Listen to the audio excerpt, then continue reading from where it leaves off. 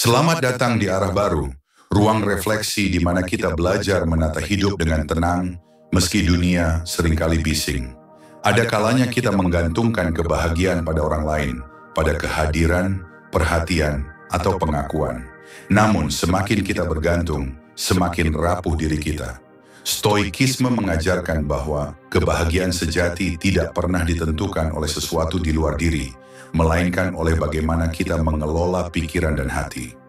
Marcus Aurelius pernah berkata, kebahagiaan hidupmu bergantung pada kualitas pikiranmu. Artinya kita tidak butuh kehadiran siapapun untuk merasa utuh. Kita cukup dengan diri sendiri, dengan kesadaran bahwa menerima hidup apa adanya sudah menjadi sumber ketenangan. Di sini kita akan berjalan bersama, mempelajari cara menemukan bahagia tanpa syarat, tanpa ketergantungan, dan tanpa menunggu orang lain melengkapi hidup kita. Inilah saatnya menemukan arah baru dalam diri. Kebahagiaan seringkali kita letakkan di tangan orang lain. Kita merasa bahwa tanpa mereka, hidup ini kosong, tidak bermakna, bahkan tak layak dijalani. Itulah yang disebut ketergantungan emosional, sebuah pola batin, di mana diri kita seolah kehilangan kendali atas perasaan karena terlalu berharap pada kehadiran, perhatian, atau cinta orang lain. Namun sebelum kita bisa melepaskan diri darinya, kita harus terlebih dahulu mengenali akarnya. Mengapa kita bisa sampai pada titik di mana kita merasa tidak utuh tanpa orang lain? Mengapa kita menaruh beban kebahagiaan di pundak yang bukan milik kita?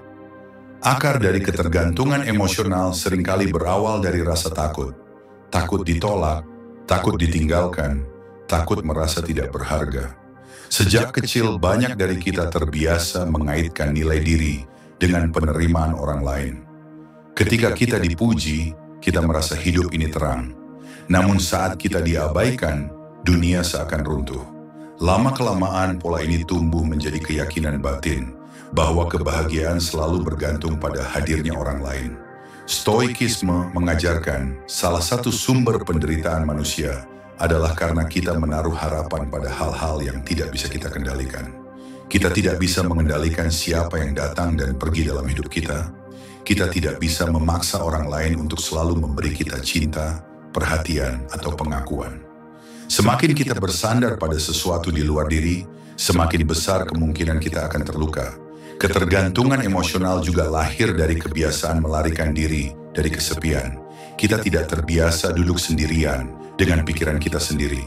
Keheningan terasa menakutkan, seakan mengungkap kekosongan batin yang selama ini kita tutupi dengan interaksi. Maka kita mencari pelarian, entah itu pada hubungan, pada validasi, atau pada orang yang kita kagumi. Padahal keheningan bukanlah musuh. Ia justru guru yang bisa menunjukkan siapa diri kita sebenarnya. Ada pula akar lain yang sering tak disadari, luka batin dari masa lalu. Mereka yang pernah ditinggalkan, dikhianati, atau merasa tidak cukup berharga di mata orang tua dan lingkungannya, cenderung membawa luka itu hingga dewasa. Lalu secara tak sadar, mereka mencari obat dalam bentuk orang lain yang diharapkan bisa menutup kekosongan lama. Tapi sekeras apapun orang lain berusaha, luka batin tetap tidak akan sembuh jika kita sendiri tidak mau menyembuhkannya dari dalam. Mengenali akar ini bukanlah hal yang mudah, sebab ia menuntut kejujuran yang mendalam. Kita harus berani mengakui bahwa ketergantungan emosional bukanlah bukti cinta, melainkan tanda bahwa kita belum berdamai dengan diri sendiri. Cinta yang sehat lahir dari kelimpahan, bukan dari kekosongan. Seseorang yang utuh tidak mencari orang lain untuk mengisi ruang kosong, melainkan untuk berbagi kelimpahan yang sudah ia miliki. Maka, langkah pertama adalah menyadari. Setiap kali kita merasa panik ketika seseorang menjauh, tanyakan pada diri, apakah ini cinta atau ketakutan ditinggalkan? Setiap kali kita merasa rendah diri ketika tidak mendapat perhatian, tanyakan pada diri, apakah nilai kita memang ditentukan oleh orang lain? Ataukah kita sendiri yang belum berdiri kokoh di atas kaki kita? Marcus Aurelius pernah menulis, carilah kebahagiaan dalam dirimu sendiri. Jika engkau menemukan ketenangan di sana, engkau akan bahagia dimanapun, dengan siapapun, atau bahkan tanpa siapapun. Kalimat ini bukan sekadar nasihat, melainkan jalan keluar. Bahwa kebebasan emosional dimulai dari keberanian untuk melihat ke dalam, menemukan akar ketergantungan kita, dan perlahan melepaskannya. Kita mungkin tidak bisa mengubah masa lalu, kita mungkin tidak bisa mengendalikan siapa yang tetap tinggal atau pergi. Namun kita bisa mengubah bagaimana kita menempatkan diri. Dengan mengenali akar ketergantungan emosional, kita membuka pintu pertama menuju kebebasan batin. Sebuah kebebasan yang membuat kita mampu berkata, "Aku bahagia, bahkan jika hanya ada diriku sendiri." Itulah pondasi awal. Tanpa mengenali akar ini, kita akan terus terjebak dalam lingkaran ketergantungan yang melelahkan. Tetapi dengan menyadarinya, kita mulai melangkah menuju arah baru, arah di mana kebahagiaan bukan lagi sesuatu yang kita minta dari orang lain, melainkan sesuatu yang lahir dari dalam diri kita sendiri. Seringkali kita hidup dengan keyakinan keliru bahwa bahagia adalah sesuatu yang diberikan oleh orang lain. Kita menunggu ucapan manis, perhatian kecil, atau pengakuan sosial untuk merasa berharga. Seakan-akan hidup ini baru lengkap ketika ada orang lain yang hadir memberi makna. Namun sesungguhnya, kebahagiaan bukanlah hadiah yang dititipkan orang lain pada kita. Kebahagiaan adalah keadaan batin, sesuatu yang tumbuh dari dalam diri, bukan sesuatu yang ditambahkan dari luar. Jika kita meletakkan bahagia di tangan orang lain, maka kita sedang menyerahkan kendali hidup pada hal yang tidak bisa kita atur. Hari ini mereka hadir, mungkin kita merasa senang. Besok mereka pergi, kita pun hancur. Bahagia yang demikian bukanlah bahagia sejati, melainkan ketergantungan yang menyamar. Kebahagiaan sejati lahir bukan dari siapa yang bersama kita, melainkan dari siapa kita di dalam diri. Stoikisme mengingatkan kita pada prinsip sederhana.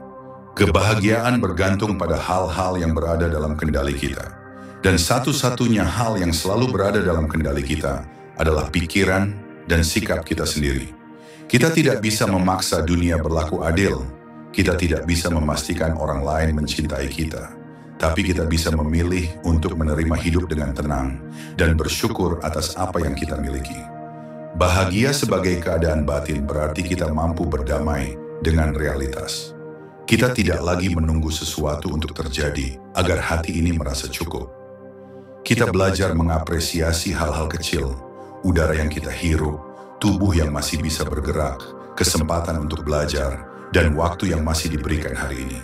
Ketika kesadaran ini tumbuh, kita menyadari bahwa bahagia tidak pernah hilang. Ia selalu ada, hanya saja sering tertutupi oleh keinginan yang tak ada habisnya. Banyak orang mencari bahagia pada pencapaian luar. Mereka berkata, "Aku akan bahagia jika berhasil mendapatkan pekerjaan ini. Aku akan bahagia kalau dia mencintaiku. Aku akan bahagia kalau dunia melihatku berhasil." Tapi begitu satu keinginan tercapai, lahirlah keinginan lain yang lebih besar, dan lingkaran itu tidak pernah berhenti. Kita menjadi budak dari apa yang tidak bisa kita kendalikan. Kebahagiaan yang lahir dari batin tidak membutuhkan syarat. Ia tidak menunggu pencapaian, tidak menunggu validasi, tidak menunggu kehadiran siapapun. Ia hadir saat kita menutup mata dan berkata dalam hati, "Aku cukup, aku utuh. Aku tidak kekurangan apa-apa di momen ini." Kesadaran ini sederhana, tapi membutuhkan latihan batin yang konsisten. Banyak filsuf stoik menekankan bahwa kebahagiaan sejati adalah kemampuan untuk hidup sesuai dengan kebajikan dan akal sehat. Artinya, selama kita menjaga pikiran agar jernih, hati agar tenang, dan tindakan agar selaras dengan nilai yang benar, kita sudah berada di jalan kebahagiaan.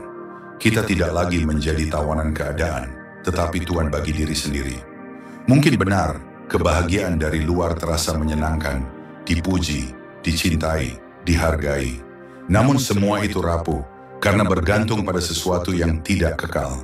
Hari ini orang bisa mengagumi kita, besok mereka bisa melupakan, atau bahkan merendahkan kita. Jika bahagia kita bergantung pada itu, maka kita akan selalu hidup dalam cemas dan ketidakpastian. Tetapi ketika bahagia kita berakar pada batin yang stabil, tidak ada yang bisa mengambilnya. Bahkan ketika kesepian datang, bahkan ketika dunia tidak lagi berpihak, hati kita tetap tenang. Marcus Aurelius pernah menulis, "Kebahagiaan hidupmu bergantung pada kualitas pikiranmu. Inilah inti dari bahagia sebagai keadaan batin. Jika pikiran kita penuh syukur, kita bahagia. Jika pikiran kita penuh keluhan, kita sengsara, meski memiliki segalanya." Bahagia bukan soal apa yang kita miliki, melainkan bagaimana kita memandang dan menerima hidup. Jadi, marilah kita berhenti menunggu orang lain untuk membuat kita bahagia. Marilah kita berhenti berharap dunia akan selalu sesuai keinginan kita. Karena bahagia sejati tidak datang dari luar, ia lahir ketika kita mampu berkata, "Aku baik-baik saja dengan diriku sendiri. Aku tidak menunggu siapapun untuk merasa utuh. Aku memilih bahagia." Di sini, saat ini inilah pergeseran pandangan yang membawa kita menuju kebebasan emosional. Saat kita memahami bahwa bahagia adalah keadaan batin, kita tidak lagi mencari, melainkan menyadari. Dan ketika kita menyadari, hidup terasa lebih ringan, lebih sederhana, lebih utuh. Dalam hidup, kita sering lelah bukan karena beban hidup itu sendiri, melainkan karena kita terus-menerus berusaha mengendalikan hal-hal yang sebenarnya berada di luar jangkauan kita. Kita ingin orang lain selalu memahami kita. Kita ingin keadaan selalu sesuai dengan harapan kita. Kita ingin dunia berlaku adil pada kita, namun pada kenyataannya, semua itu adalah wilayah yang tidak pernah berada dalam kendali kita. Dan disitulah sumber penderitaan manusia. Stoikisme, sebuah filsafat kuno yang lahir di Yunani dan berkembang di Roma, memberikan pembedaan yang sederhana, tetapi sangat mendalam. Ada hal-hal yang bisa kita kendalikan, dan ada hal-hal yang tidak bisa kita kendalikan. Prinsip ini terdengar sederhana, tetapi jika benar-benar dipahami dan dipraktikkan, ia mampu mengubah cara kita menjalani hidup. Apa yang bisa kita kendalikan? Pikiran kita, sikap kita, pilihan kita, tindakan kita.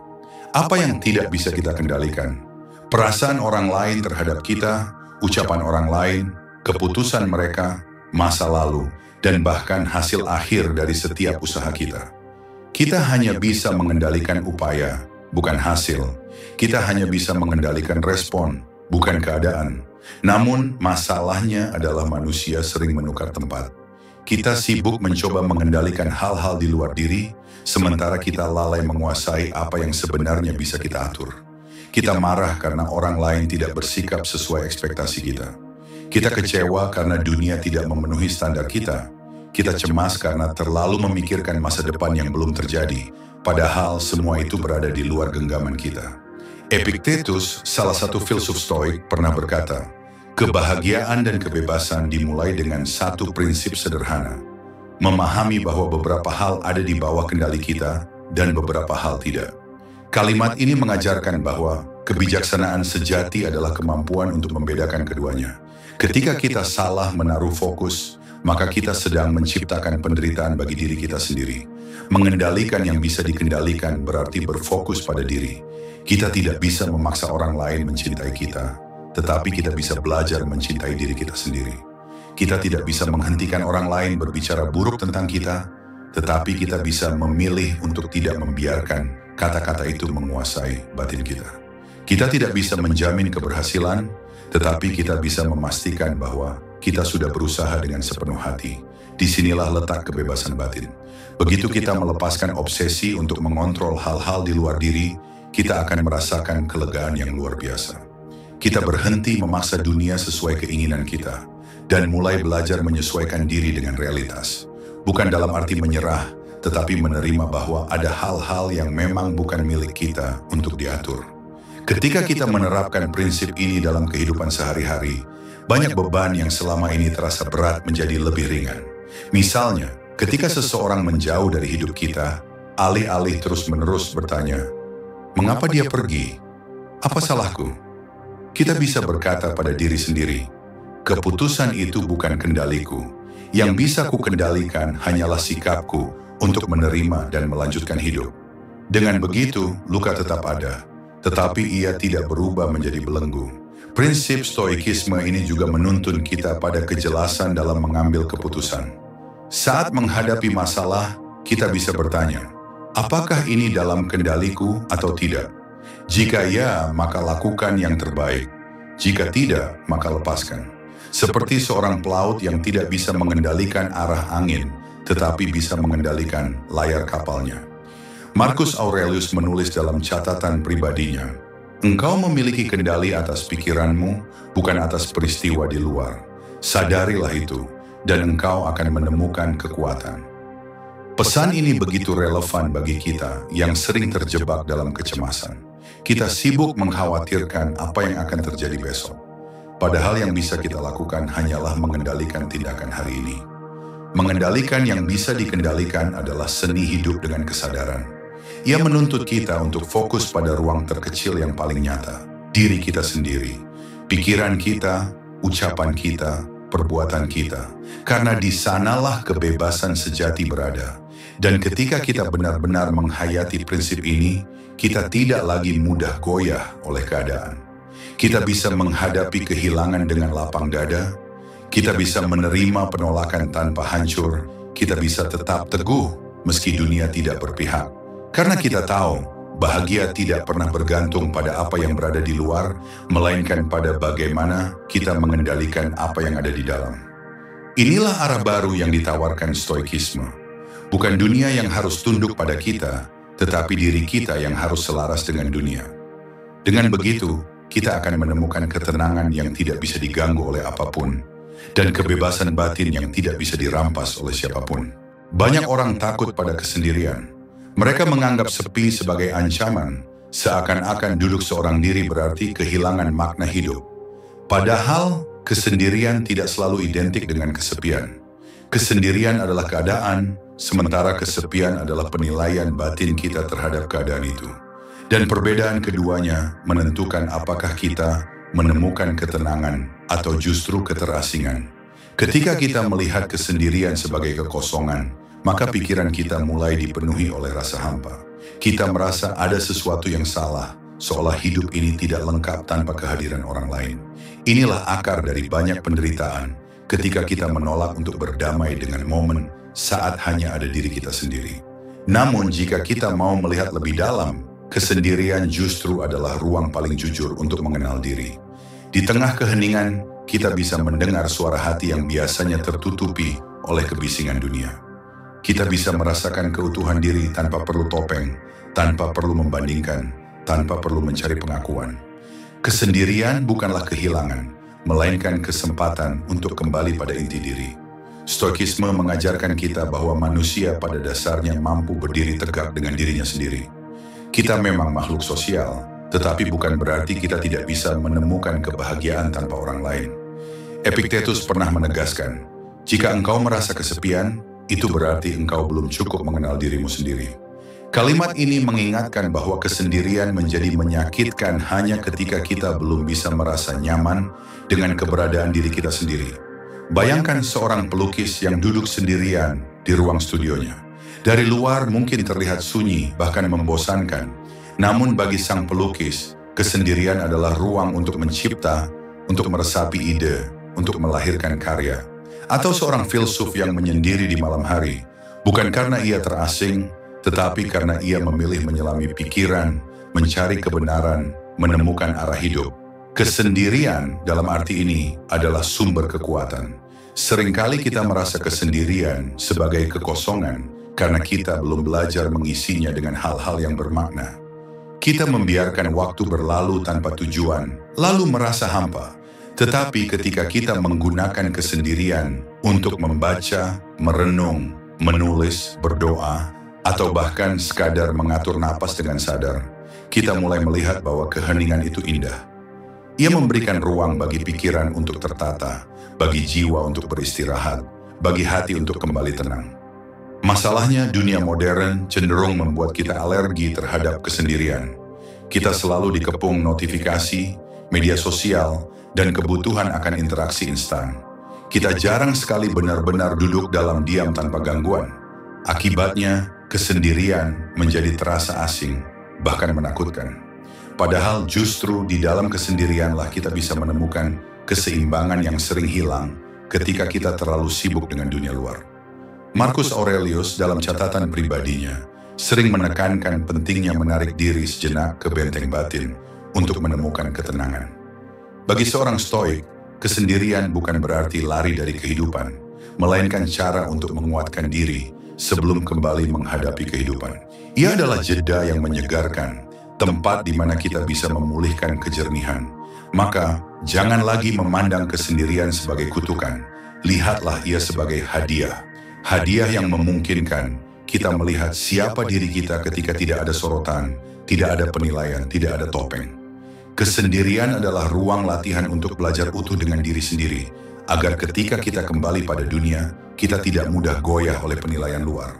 Kesepian terjadi ketika kita merasa kosong di dalam, bukan ketika kita sendirian secara fisik. Dan kekosongan batin itu hanya bisa diisi dari dalam, bukan dari luar. Maka kesendirian justru memberi kita kesempatan untuk membangun kekayaan batin itu. Untuk berdamai dengan masa lalu, untuk menerima diri apa adanya, dan untuk menemukan ketenangan tanpa syarat. Pada akhirnya, kesendirian adalah guru. Ia mengajarkan kita bahwa hidup tidak selalu harus ramai untuk bermakna. Ia mengingatkan kita bahwa kebahagiaan tidak perlu menunggu hadirnya orang lain. Dan ia menuntun kita pada pemahaman yang lebih dalam, bahwa kita bisa bahagia hanya dengan menjadi diri kita sendiri, dalam keheningan, dalam kesadaran, dalam keutuhan, yang tidak membutuhkan apapun di luar diri. Dengan perspektif ini, kesendirian berhenti menjadi momok, ia berubah menjadi sahabat. Dan ketika kita sudah nyaman bersahabat dengan kesendirian, kita tidak lagi takut kehilangan siapapun, karena kita tahu kita tidak pernah benar-benar kehilangan. Kita selalu memiliki diri kita sendiri. Salah satu keyakinan paling melelahkan dalam hidup adalah pikiran bahwa kita tidak lengkap tanpa orang lain. Banyak dari kita yang tumbuh dengan anggapan bahwa kebahagiaan sejati hanya bisa ditemukan ketika kita bersama seseorang, pasangan, sahabat, atau orang yang kita anggap sebagai belahan jiwa. Keyakinan ini begitu kuat, sehingga ketika orang itu pergi atau tidak hadir dalam hidup kita, kita merasa hancur, kehilangan arah, bahkan meragukan nilai diri sendiri. Namun kita harus berani mengakui bahwa pikiran seperti ini tidak lebih dari sebuah ilusi. Kita tidak pernah benar-benar setengah yang menunggu untuk disempurnakan oleh orang lain. Kita sudah utuh sejak awal. Yang kita butuhkan bukan orang lain untuk melengkapi kita, melainkan keberanian untuk menyadari bahwa keutuhan itu sudah ada di dalam diri kita sendiri. Ilusi, aku tidak lengkap tanpa dia, seringkali lahir dari luka masa lalu, dari kebutuhan akan pengakuan, atau dari rasa takut ditinggalkan. Kita menaruh begitu banyak makna pada satu orang, seakan-akan hidup berhenti berfungsi tanpa dirinya. Padahal, kebenaran yang pahit sekaligus membebaskan adalah ini. Tidak ada seorang pun yang bisa menjamin keabadian dalam hidup kita. Orang bisa datang dan pergi, cinta bisa berubah, keadaan bisa bergeser. Jika kebahagiaan kita sepenuhnya bergantung pada mereka, maka hidup kita akan selalu rapuh. Stoikisme mengajarkan bahwa apa yang berada di luar kendali kita tidak boleh menjadi fondasi bagi ketenangan batin kita. Kehadiran orang lain, perasaan mereka, pilihan mereka, semuanya berada di luar kendali kita. Satu-satunya hal yang benar-benar bisa kita kuasai adalah sikap dan pikiran kita terhadap hidup. Jika kita membangun bahagia di atas sesuatu yang bisa hilang, kita sedang membangun rumah di atas pasir. Tapi jika kita membangun bahagia di atas diri kita sendiri, ia akan tetap kokoh bahkan ketika badai datang. Kita sering mendengar kalimat romantis, "Kamu adalah separuh jiwaku." Kalimat itu terdengar indah, tetapi jika direnungkan, ia menyimpan bahaya. Karena jika kita percaya kita hanyalah setengah, maka kita akan selalu merasa kosong, dan kita akan terus mencari orang lain untuk menutup kekosongan itu. Ketika mereka hadir, kita merasa lengkap. Ketika mereka pergi, kita merasa hancur. Ini bukan cinta, ini adalah keterikatan yang tidak sehat. Cinta yang sejati tidak lahir dari kebutuhan, melainkan dari kelimpahan. Orang yang sudah merasa utuh dalam dirinya, tidak mencari pasangan untuk melengkapi, tetapi untuk berbagi. Ia tidak berkata, "Tanpamu aku tidak bisa hidup." Ia berkata, "Aku bisa hidup tanpamu, tapi aku memilih untuk hidup bersamamu." Perbedaan ini terlihat sederhana, tetapi dampaknya besar. Yang satu lahir dari kekurangan, yang lain lahir dari kelimpahan. Ilusi, aku tidak lengkap tanpa dia, juga membuat kita kehilangan kebebasan. Kita mulai menyesuaikan diri berlebihan, takut kehilangan, dan akhirnya kehilangan jati diri kita sendiri. Kita lupa siapa kita sebenarnya, karena seluruh energi dihabiskan untuk mempertahankan seseorang yang kita anggap sebagai sumber hidup. Padahal dengan begitu, kita hanya semakin jauh dari diri sendiri. Marcus Aurelius pernah menulis, Kehidupanmu ditentukan oleh pikiranmu sendiri. Jika engkau menaruhnya pada sesuatu yang fana, engkau akan menderita. Jika engkau menaruhnya pada dirimu sendiri, engkau akan menemukan ketenangan. Pesan ini menegaskan bahwa kebahagiaan sejati tidak pernah bergantung pada orang lain, melainkan pada cara kita mengelola batin kita sendiri. Memang, manusia adalah makhluk sosial. Kita butuh hubungan, kita butuh cinta, kita butuh kebersamaan, tapi itu tidak berarti kita setengah. Hubungan seharusnya memperkaya, bukan melengkapi. Hubungan seharusnya membuat kita bertumbuh, bukan menyelamatkan kita dari kekosongan.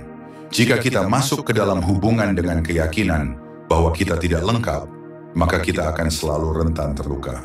Tapi jika kita masuk ke dalam hubungan dengan keutuhan, maka hubungan itu akan menjadi ruang berbagi yang sehat dan membahagiakan. Maka saat pikiran itu muncul, aku tidak lengkap tanpa dia, ingatlah bahwa itu hanya ilusi. Kita tidak membutuhkan siapapun untuk menjadi utuh. Kita hanya perlu berdamai dengan diri sendiri, menerima masa lalu, dan menyadari bahwa keutuhan itu sudah ada sejak lama. Orang lain bisa menambah warna dalam hidup kita, tapi mereka bukan sumber utama kehidupan kita. Kesadaran ini bukan berarti kita menolak cinta atau menutup diri dari hubungan. Justru sebaliknya, kita akan lebih siap mencintai dengan cara yang sehat. Karena kita tidak lagi mencintai dari rasa takut kehilangan, melainkan dari rasa syukur bisa berbagi. Dan ketika kita bisa mencintai dengan cara itu, kita tidak lagi terikat pada ilusi. Kita sudah bebas. Salah satu perangkap paling halus dalam hidup manusia modern adalah kebutuhan akan validasi. Kita ingin dilihat, ingin diakui, ingin didengar. Kita merasa baru bernilai jika orang lain memberikan tepuk tangan, pujian, atau sekadar pengakuan. Tanpa itu, kita seringkali meragukan diri sendiri, seolah-olah nilai kita tidak pernah cukup. Padahal jika kita berhenti sejenak dan merenung, bukankah ini sebuah ironi? Kita hidup dengan tubuh kita sendiri, kita berjuang dengan keringat kita sendiri, kita menanggung luka dan kesulitan kita sendiri. Tetapi mengapa nilai kita harus ditentukan oleh pendapat orang lain? Apakah kita rela menyerahkan harga diri kita pada sesuatu yang tidak pernah bisa kita kendalikan? Validasi dari luar memang terasa menyenangkan. Saat orang memuji, kita merasa bangga. Saat orang mengakui usaha kita, kita merasa lega. Tetapi yang sering luput kita sadari adalah bahwa validasi semacam itu rapuh. Hari ini orang bisa memuji, besok bisa mengkritik. Hari ini mereka mengangkat kita, besok bisa menjatuhkan. Jika harga diri kita bergantung pada itu, maka kita akan hidup dalam ketidakpastian yang melelahkan. Stoikisme mengingatkan kita untuk membangun nilai diri pada fondasi yang kokoh, bukan pada angin yang mudah berubah. Epictetus pernah berkata, "Jika engkau mencari pengakuan dari luar, engkau telah menyerahkan dirimu pada perbudakan." Kalimat ini terdengar keras, tetapi sesungguhnya benar. Selama kita menunggu validasi untuk merasa bernilai, selama itu pula kita menjadi tawanan opini orang lain. Menghargai diri tanpa validasi berarti berani mengakui nilai kita tanpa harus menunggu pengakuan. Kita belajar berkata dalam hati, "Aku cukup, aku berharga, aku tidak membutuhkan izin siapapun untuk menjadi diriku sendiri." Kesadaran ini bukan bentuk kesombongan, melainkan bentuk kemerdekaan. Karena orang yang benar-benar menghargai dirinya tidak lagi sibuk membuktikan apapun, ia hanya fokus menjalani hidup sesuai prinsipnya. Seringkali kita lupa bahwa nilai manusia tidak ditentukan oleh penilaian sesaat, melainkan oleh integritas yang ia jaga setiap hari. Kita mungkin tidak selalu mendapatkan pengakuan, tetapi selama kita tahu bahwa kita hidup dengan jujur, berusaha dengan sungguh-sungguh, dan tidak mengkhianati prinsip kita, maka itu sudah cukup. Validasi terbesar adalah ketika hati kita sendiri tahu bahwa kita sedang berada di jalan yang benar. Tentu saja pengakuan dari luar bisa menjadi tambahan energi, tetapi itu tidak boleh menjadi sumber utama. Sama seperti bunga yang tetap mekar meski tidak ada yang melihatnya, kita pun harus belajar untuk tetap tumbuh meski tidak ada yang memuji. Karena sejatinya pertumbuhan itu bukan untuk diperlihatkan, melainkan untuk dijalani. Marcus Aurelius menulis, "Kehidupan yang baik adalah hidup yang dijalani sesuai dengan alam dan kebajikan, bukan hidup yang dikejar oleh tepuk tangan orang banyak." Pesan ini relevan di era sekarang, di mana begitu banyak orang terjebak dalam pencarian validasi lewat angka likes, komentar, pengikut. Kita merasa baru berarti jika dunia maya mengakuinya. Padahal penghargaan sejati datang dari kejujuran pada diri sendiri, bukan dari statistik digital yang mudah berubah. Belajar menghargai diri tanpa validasi juga berarti kita tidak lagi mudah goyah oleh kritik. Kita bisa mendengarkan, mengevaluasi, lalu mengambil yang bermanfaat tanpa harus merasa hancur. Karena kita tahu, satu komentar buruk tidak pernah mengurangi nilai diri kita. Sama halnya satu komentar baik tidak otomatis membuat kita lebih berharga. Nilai kita tidak ditentukan oleh kata-kata mereka, melainkan oleh bagaimana kita hidup. Dengan cara ini, kita bisa hidup lebih tenang. Kita tidak lagi terombang-ambing oleh ombak penilaian luar. Kita tidak lagi mencari-cari pengakuan untuk merasa berarti. Kita cukup dengan diri kita sendiri, dengan kerja keras kita sendiri, dengan jalan yang kita pilih sendiri. Menghargai diri tanpa validasi bukan berarti menolak pujian, tetapi tidak menjadikannya kebutuhan. Bukan berarti menutup telinga dari kritik, tetapi tidak membiarkannya mendikte seluruh hidup kita. Ini adalah seni untuk menempatkan diri pada pusat yang kokoh, pusat yang tidak mudah diguncang oleh apapun dari luar. Ketika kita sudah mampu melakukannya, kita akan merasakan kebebasan yang luar biasa. Kita tidak lagi merasa harus membuktikan sesuatu kepada siapapun. Kita tidak lagi hidup untuk memenuhi ekspektasi yang tak ada habisnya. Kita hanya hidup sesuai dengan nilai yang kita yakini. Dan di sanalah letak penghargaan sejati, bukan dari mulut orang lain, melainkan dari hati kita sendiri. Manusia adalah makhluk kebiasaan. Hampir semua hal dalam hidup kita terbentuk dari pola yang diulang setiap hari. Pikiran, perasaan, bahkan kualitas hidup kita pada akhirnya adalah hasil dari kebiasaan kecil yang konsisten. Namun seringkali kita membiarkan diri hidup dalam rutinitas yang melelahkan, penuh dengan kebisingan, tuntutan, dan gangguan tanpa henti. Kita bangun dengan tergesa, berlari mengejar kewajiban, larut dalam tekanan pekerjaan, lalu tertidur dengan pikiran yang masih berisik. Akhirnya, jiwa kita tidak pernah benar-benar mendapatkan ruang untuk beristirahat. Membangun rutinitas yang menenangkan jiwa berarti menciptakan pola hidup yang bukan hanya memberi energi pada tubuh, tetapi juga memberi kedamaian bagi pikiran. Ini bukan tentang mengatur jadwal yang kaku, melainkan tentang menyadari bahwa setiap momen bisa menjadi kesempatan untuk menata diri, bahwa kehidupan sehari-hari bisa menjadi sumber ketenangan, bukan sekadar sumber kelelahan. Stoikisme mengajarkan pentingnya refleksi harian. Marcus Aurelius setiap malam menuliskan catatan pribadinya, bukan untuk dipamerkan, tetapi untuk menguji dirinya. Apakah hari ini ia sudah hidup sesuai kebajikan? Apakah ia mengendalikan amarahnya? Apakah ia melakukan hal-hal yang bermanfaat? Rutinitas ini membuat jiwanya tetap terjaga, tidak terhanyut dalam kebisingan dunia luar. Kita bisa meniru kebiasaan sederhana ini, menulis jurnal, merenung sejenak sebelum tidur, atau sekadar mengevaluasi diri dalam diam. Rutinitas yang menenangkan jiwa juga bisa dimulai sejak pagi. Bukan dengan buru-buru membuka ponsel, melainkan dengan menarik napas panjang, bersyukur atas kesempatan hidup yang baru, atau menyisihkan waktu sebentar untuk membaca, menulis, atau bermeditasi. Saat pagi dimulai dengan ketenangan, sisa hari pun cenderung lebih tertata. Kita tidak lagi hidup reaktif, tetapi lebih sadar dan penuh kendali. Banyak orang berpikir ketenangan itu datang dari sesuatu yang besar, liburan panjang, pencapaian tinggi, atau hadiah yang mewah. Padahal ketenangan sejati justru lahir dari hal-hal kecil yang diulang secara konsisten. Secangkir teh yang dinikmati tanpa terburu-buru, berjalan kaki sambil menyadari setiap langkah, atau berdoa dalam keheningan sebelum memulai hari. Rutinitas sederhana semacam ini memberi jiwa ruang untuk bernapas, untuk kembali ke pusat dirinya. Ketika kita memiliki rutinitas yang menenangkan, hidup terasa lebih stabil.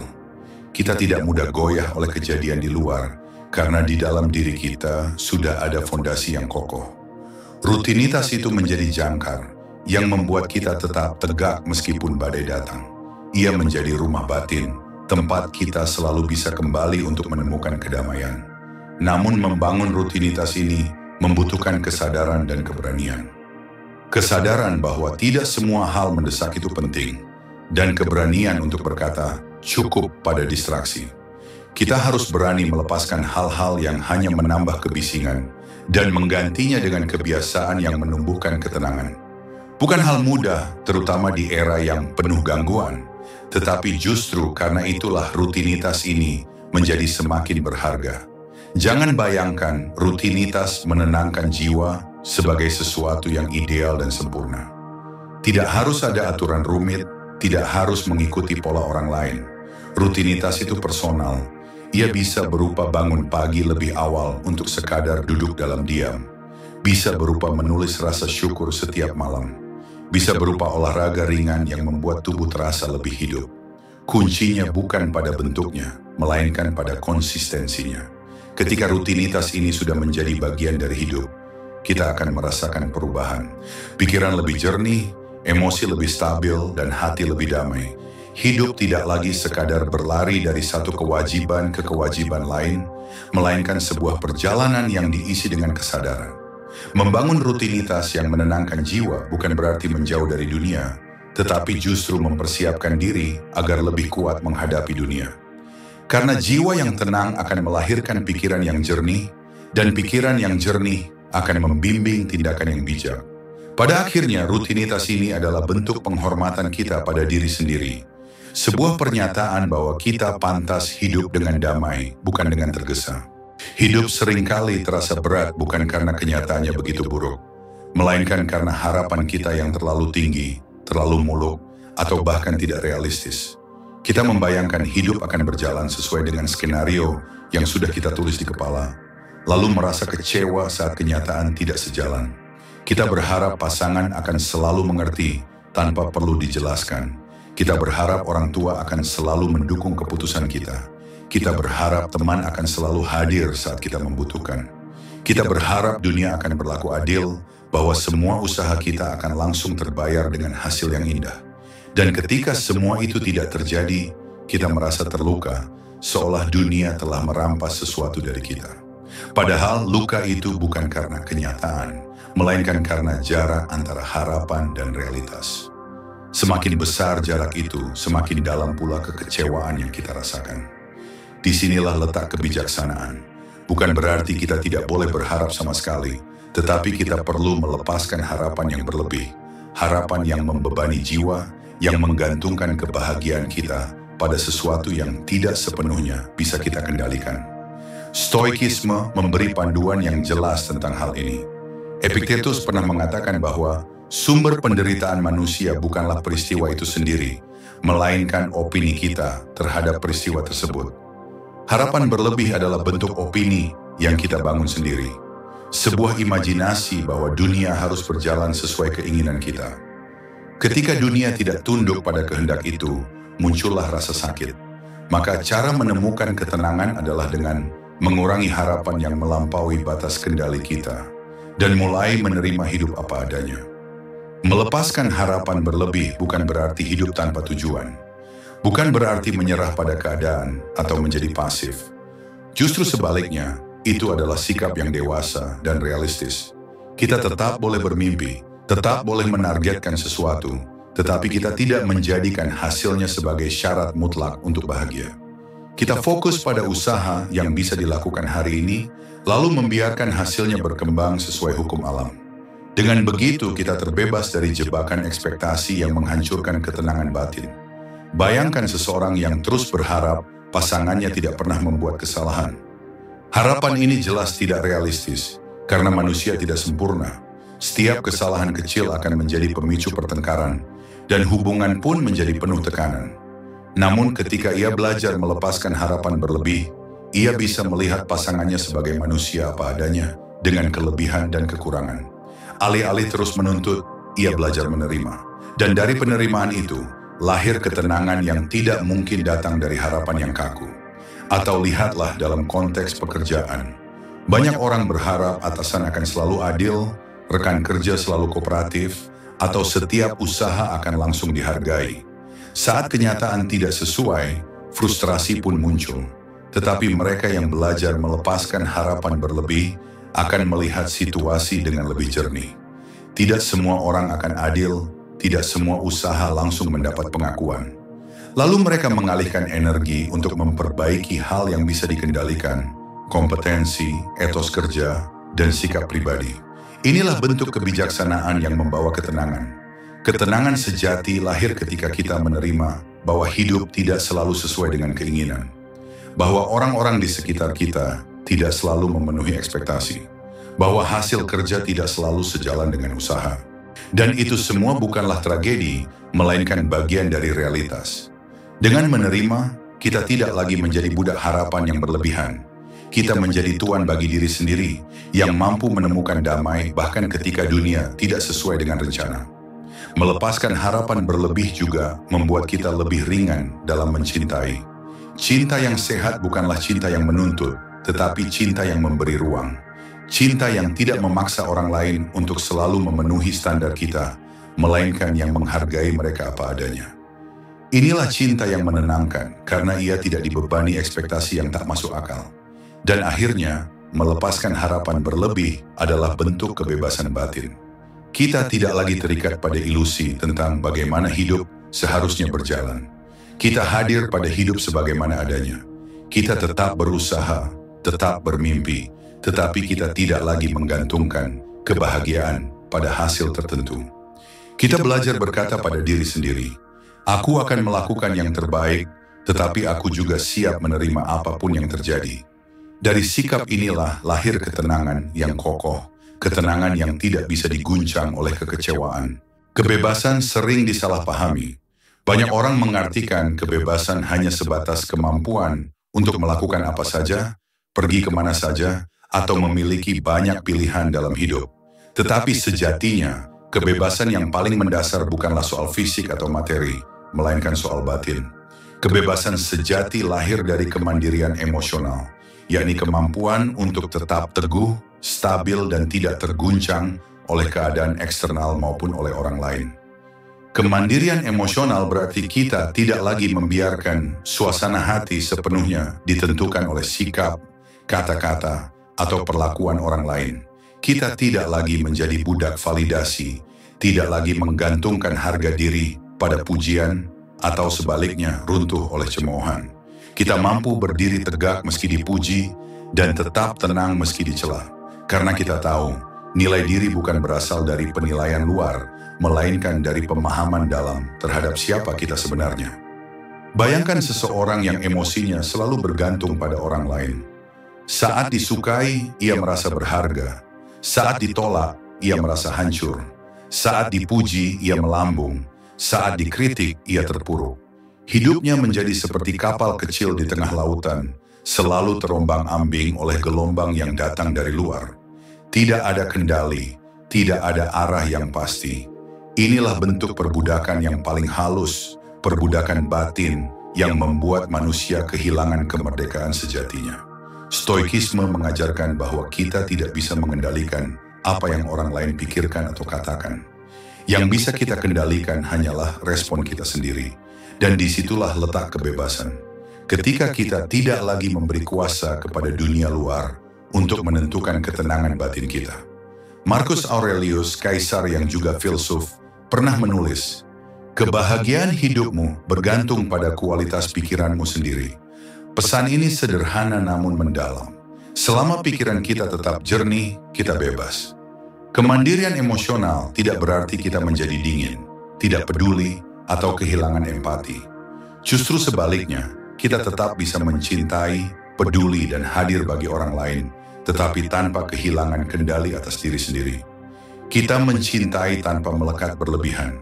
Kita memberi tanpa berharap imbalan. Kita hadir tanpa menuntut balasan.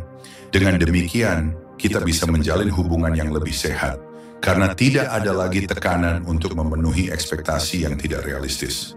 Cobalah renungkan, betapa sering kita merasa terikat pada orang lain karena alasan emosional. Kita takut ditinggalkan, takut tidak disukai, takut dianggap gagal. Ketakutan-ketakutan ini membuat kita melakukan hal-hal yang bertentangan dengan hati nurani, hanya demi mempertahankan penerimaan. kita berpura-pura menjadi orang lain, menahan kata-kata yang sebenarnya ingin kita ucapkan, atau sebaliknya, melakukan sesuatu yang tidak sesuai dengan nilai diri. Semua itu terjadi karena kita belum benar-benar merdeka secara emosional. Namun ketika kemandirian emosional telah tumbuh, kita bisa berkata dengan tenang, "Aku baik-baik saja, bahkan jika orang lain tidak menyukaiku. Aku tetap bernilai, bahkan jika tidak ada yang memujiku. Aku tetap utuh, bahkan jika ada yang meninggalkanku." Pernyataan ini bukan bentuk kesombongan, melainkan pengakuan bahwa diri kita memiliki pusat gravitasi batin yang kokoh, yang tidak mudah digoyahkan oleh faktor eksternal. Kemandirian emosional juga memberi kita keberanian. Berani mengambil keputusan meski tidak semua orang setuju. Berani menempuh jalan yang berbeda meski dianggap aneh. Berani menolak sesuatu yang bertentangan dengan prinsip meski ada risiko kehilangan. Karena kita tahu, kebahagiaan sejati tidak bisa ditukar dengan penerimaan semu dari orang lain. Di titik ini, kita menemukan bahwa kebebasan sejati bukanlah tentang memiliki semua yang kita inginkan, tetapi tentang tidak lagi diperbudak oleh apapun, termasuk perasaan kita sendiri. Kita bisa merasakan emosi, tetapi emosi itu tidak lagi mengendalikan kita. Kita bisa terluka, tetapi tidak larut berkepanjangan. Kita bisa gembira, tetapi tidak terjebak euforia. Kita menjadi penguasa batin kita sendiri, bukan tawanan dari naik turunnya suasana hati. Kebebasan sejati lahir ketika kita tidak lagi bergantung pada orang lain untuk merasa damai. Ketika kita mampu berdiri di tengah badai kehidupan dan berkata, "Aku tetap tenang, karena pusat kendaliku ada di dalam diriku sendiri." Inilah kemandirian emosional, sebuah kekuatan sunyi yang tidak terlihat, tetapi mampu membuat hidup terasa ringan, luas, dan penuh makna. Ada satu titik dalam perjalanan hidup setiap orang, ketika pertanyaan besar mulai muncul. Kemana sebenarnya aku ingin melangkah? Pertanyaan ini seringkali tidak terjawab, karena kita terbiasa hidup mengikuti arus orang lain, memenuhi ekspektasi sosial, atau sekadar menghindari rasa sepi. Tetapi pada akhirnya setiap jiwa akan sampai pada persimpangan. Apakah aku akan terus berjalan dengan arah yang ditentukan orang lain, ataukah aku berani menemukan arah baruku sendiri? Menemukan arah baru bukan berarti harus meninggalkan semua yang ada, melainkan berani menyadari bahwa hidup yang utuh dimulai dari berdamai dengan diri sendiri. Kita tidak akan pernah benar-benar menemukan arah yang tepat jika di dalam diri kita masih penuh dengan luka yang tidak selesai, dengan kebutuhan validasi yang tak terpuaskan, atau dengan rasa takut ditinggalkan. Sebab arah sejati lahir bukan dari kegaduhan luar, melainkan dari keheningan batin yang jernih. Utuh dengan diri sendiri berarti kita tidak lagi mencari-cari seseorang atau sesuatu untuk menambal kekosongan batin. Kita tidak lagi berkata, "Aku butuh orang lain agar hidupku terasa berarti." Sebaliknya, kita mulai menyadari bahwa arti hidup itu tumbuh dari dalam. Dari bagaimana kita memperlakukan diri kita, dari bagaimana kita setia pada nilai yang kita yakini, dan dari bagaimana kita berani hidup sesuai suara hati. Kerap kali manusia terjebak pada ilusi bahwa kebahagiaan akan datang saat menemukan pasangan yang sempurna, pekerjaan yang ideal, atau pengakuan dari dunia luar. Tetapi ketika semua itu dicapai, tetap saja ada perasaan kosong yang menyelinap. Mengapa? Karena kebahagiaan sejati tidak pernah datang dari luar. Ia hanya bisa muncul ketika kita berdiri tegak, merasa cukup, dan menerima diri apa adanya. Dari situlah rasa utuh perlahan terbangun.